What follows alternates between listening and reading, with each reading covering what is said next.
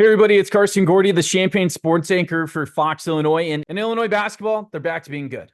Last Tuesday, they traveled to take on their rival, the Indiana Hoosiers, and they whipped them 94-69. They got to face their former teammate Luke Goody, who transferred to the Hoosiers after last season. And they just couldn't get anything manufactured. And Illinois jumped out to a 60-32 first half lead. And by halftime, the fans had enough. A lot of them left, and they even started to chant about their head coach, Mike Woodson. Fire Woodson! Fire Woodson! Fire Woodson! And as somebody that went to Illinois, this is a especially satisfying win. You know, in the 1980s, there was big games between Bobby Knight and Lou Henson. In Indiana each year, even though they aren't competing for national titles, it's still a big brand, and they were actually Big Ten preseason favorites to win the conference. But Illinois, they looked faster, stronger, and I think one of the most important things that Illinois had was offensive structure. Kasparas Jakučionis came back after missing 2 games with a left forearm injury. They didn't need him against Penn State. They still beat Penn State by 39, but you saw against the USC Trojans, when you have your NBA lottery pick playing, you're a better team. When Illinois took on USC, they were 13-point favorites. They were supposed to dominate the Trojans, even without KJ, and they actually lost by 10 points. And Brad Underwood, he said there was too much dribbling. Players are playing outside of their roles, and pretty much they just played like crap. Great question for them. I'm still trying to figure that out. I've just said it was a one-off. We were awful. Energy, emotion, attention to detail. You know, what KJ did was bring back structure. You knew who the point guard was, and you knew you had a guy that could score. He had 19 points in the first half. He added 5 assists. And what's nice about KJ, you know, he's going to make his open 3-point shots, but when it's not given to him pretty, you know, he can create his own magic. He can score off the dribble, go down low, and get an easy 2.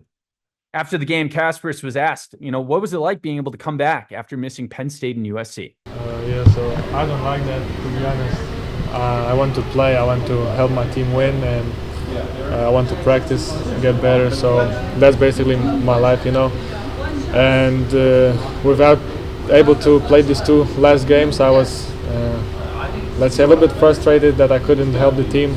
And if you're looking at these NBA draft projections, I mean, Jakučionis, I hate to spoil it for Illinois fans, he will not be in college next year. This guy will be in the NBA.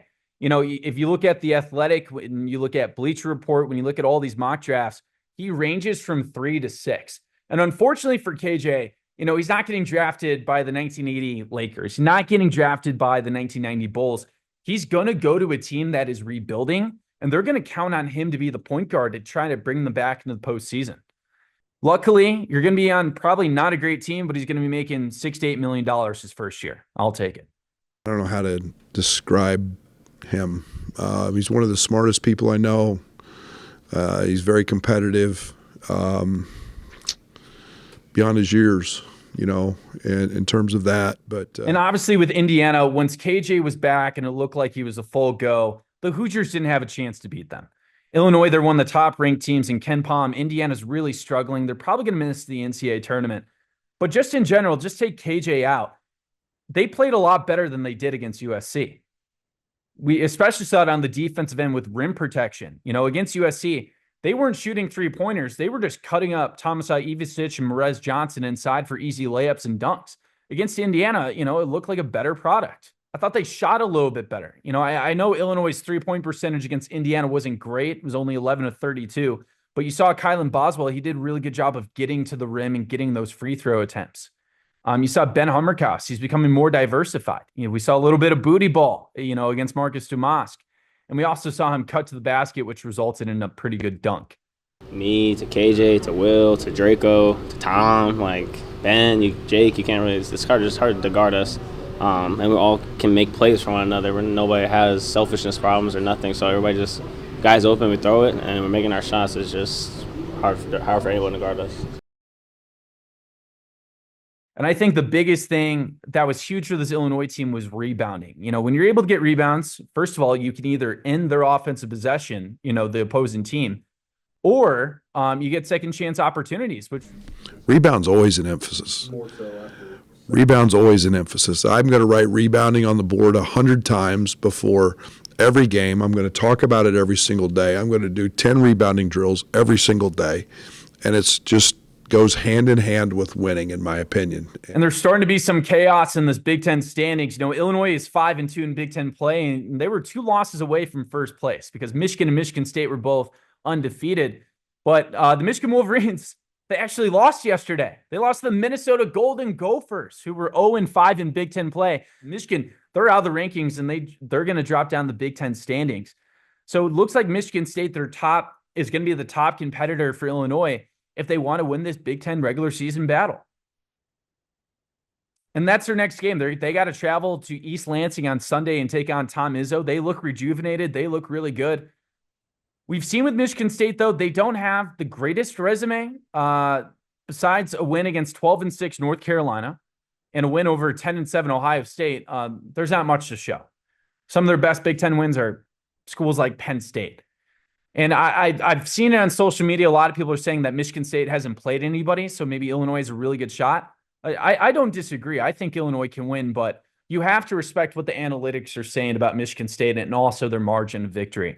If you look at Ken Pom, Michigan State's got a top 10 defense in the country, and they're top 15 overall. Look at the net rankings. They're one of the highest Big Ten teams. And they're also going to be playing in East Lansing. And this is going to be Tom Izzo's best team he's had in 5 years. Since the COVID-19 pandemic, they haven't really had a really good point guard, and that's kind of held back the offense. Remember last year they had Hogard, and they were not as fast-paced, and they weren't making enough shots, and maybe there was chemistry issues.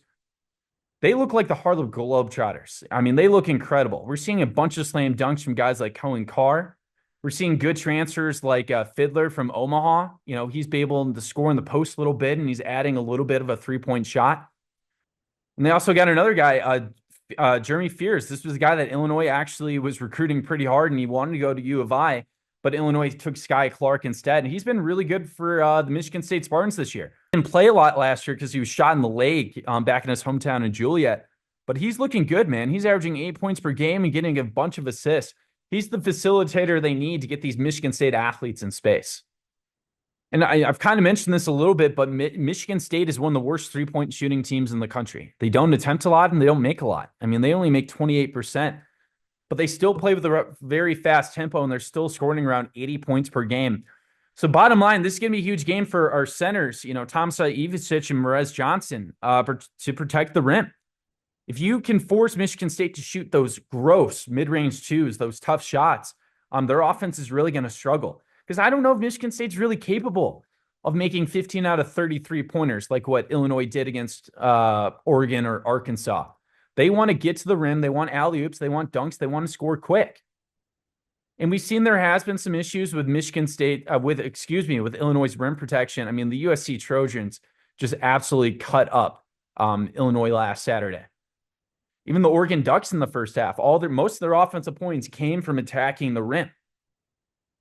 And Ivicic, he's a big guy.